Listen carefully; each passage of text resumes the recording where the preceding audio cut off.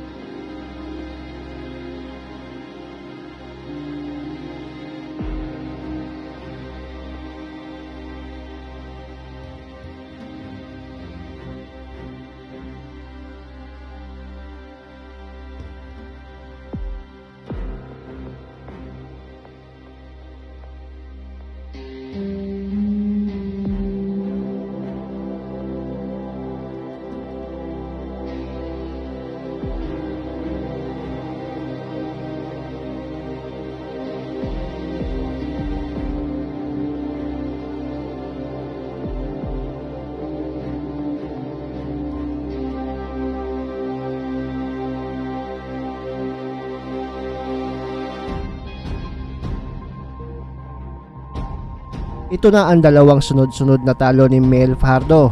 Matatandaang natalo din siya sa kanyang huling laban kontra Thai boxer na si Tanongsak Simsri via desisyon sa bansang Japan. May record na ngayon si Mel Fajardo na 11 wins, 2 losses, 2 tabla, 10 via knockout.